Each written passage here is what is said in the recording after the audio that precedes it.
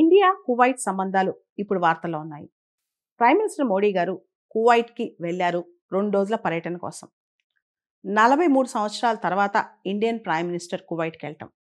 1981లో అప్పటి ప్రధాని ఇందిరాగాంధీ గారు కువైట్ వెళ్ళొచ్చారు. ఇప్పుడు మళ్ళా మోడీ గారు వెళ్ళటం అన్నమాట. కువైట్ ఎమీర్ ఆహ్వానంతో మోడీ గారు కువైట్కి వెళ్ళటం జరిగింది. కువైట్ అనేది ఒక సార్వభౌమ దేశం, గల్ఫ్ ప్రాంతంలో ఉన్న దేశం. కువైట్కి చాలామంది భారతీయులు సెమీ స్కిల్డ్, అన్స్కిల్డ్ మాన్యువల్ వర్కర్స్గా వెళ్తుంటారు. అక్కడ ఇండియన్ లేబర్ ఫోర్స్ చాలా ఎక్కువ అన్నమాట. మన విదేశీ వ్యవహారాల మంత్రిత్వ శాఖ కథనం ప్రకారం ఇండియా కువైట్ రిలేషన్షిప్లో ఇది ఒక కొత్త అధ్యాయం అని చెప్పొచ్చు. అదేవిధంగా మోడీ గారి ఈ ట్రిప్లో ఇండియా కువైట్ మధ్య ఒక బైలేటరల్ ఇన్వెస్ట్మెంట్ ట్రీటీ మరియు డిఫెన్స్ అగ్రిమెంట్ జరగవచ్చని చెప్పి కథనాలు వినిపిస్తున్నాయి. జియో స్ట్రాటజికల్గా కువైట్ మనకి చాలా ఇంపార్టెంట్. ప్రపంచంలోని 6% ఆయిల్ రిజర్వ్స్ కువైట్లోనే ఉన్నాయి. అంతేకాదు సిగ్నిఫికెంట్ గ్యాస్ రిజర్వ్స్ కూడా కువైట్లో ఉన్నాయన్నమాట. ఓపెక్లో కూడా, ఆర్గనైజేషన్ ఆఫ్ పెట్రోలియం ఎక్స్పోర్టింగ్ కంట్రీస్లో కూడా కువైట్ కీలక సభ్యదేశం. ఇండియా ఆయిల్ ఇంపోర్టింగ్ కంట్రీ కదా, మనకి చమురు, గ్యాస్ ఇవన్నీ చాలా అవసరం. సో కువైట్ కూడా మనకి ఇప్పుడు చాలా అవసరం. కువైట్ దేశానికి వచ్చే రెవెన్యూలో 94% కేవలం చమురు నుంచే వస్తుంది, ఆయిల్ నుంచే వస్తుంది. అంటే కంప్లీట్గా దాని ఆర్థిక వ్యవస్థ మొత్తం కూడా ఆయిల్ పైనే ఆధారపడి ఉందని చెప్పొచ్చు. కువైట్ మన దేశానికి 6th లార్జెస్ట్, 6వ అతిపెద్ద crude oil supplier, 4th largest gas supplier. మన మొత్తం ఎనర్జీ నీడ్స్లో కువైట్ నుంచి మనం ఎంత తీసుకుంటామో తెలుసా? 3.5% అనమాట. అంటే భారతదేశం యొక్క ఎనర్జీ నీడ్స్లో కువైట్ సపోర్ట్ చేసేది మనకి 3.5%. 2023-24 డేటా ప్రకారం ఇండియా కువైట్ ద్వైపాక్షిక వాణిజ్యం, బైలేటరల్ ట్రేడ్ $10.5 బిలియన్ అనమాట. భారతదేశం కువైట్కి ఎగుమతి చేసింది దాదాపు $2 బిలియన్ వర్త్ అనమాట. అదేవిధంగా కువైట్ నుంచి భారతదేశానికి వచ్చిన పెట్టుబడులు, ఇన్వెస్ట్మెంట్స్ దగ్గర దగ్గర $10 బిలియన్ ఉన్నాయి. కువైట్ గల్ఫ్ కోఆపరేషన్ కౌన్సిల్లో కూడా కీలక సభ్యదేశం. ప్రస్తుతం గల్ఫ్ కోఆపరేషన్ కౌన్సిల్కి కువైట్ చైర్మన్గా ఉంది.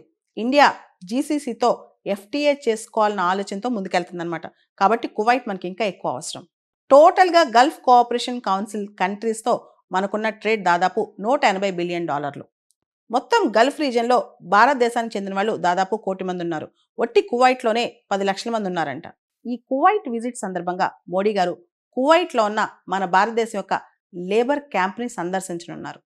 ఈ సందర్భంగా ఒక పెద్ద ఈవెంట్, హలా మోడీ అని చెప్పి ఒక పెద్ద ఈవెంట్ పెడుతున్నారంట. అంటే అర్థం వెల్కమ్ మోడీ అని చెప్పి. ఏ దేశానికి వెళ్ళినా మన డయాస్పొరా మోడీ గారికి చాలా పెద్ద వెల్కమ్ ఇస్తున్నారు. అదే దిశగా కువైట్లో కూడా ఆయనకి పెద్ద వెల్కమ్ వస్తుంది.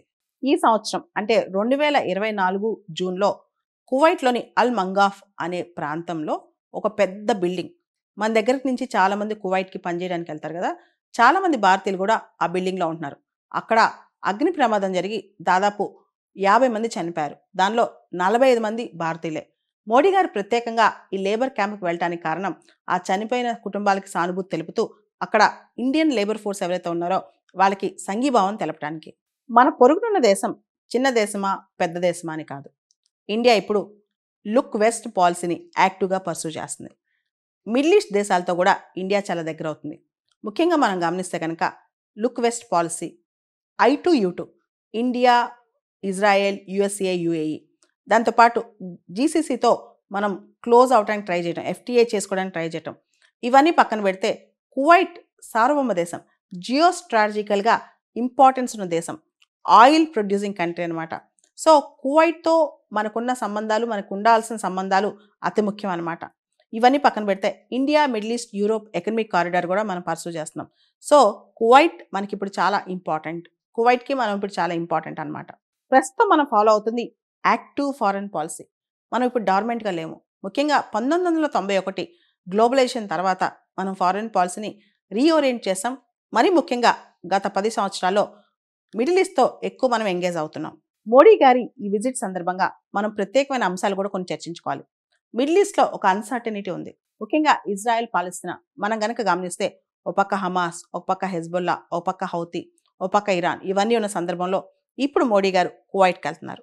రెండో అతి ముఖ్యమైన అంశం మనం గమనించాల్సి వస్తే యాక్టివ్ పాలిటిక్స్లో మిడిల్ ఈస్ట్ అనేది ఇప్పుడు కీ రోల్ ప్లే చేస్తుంది.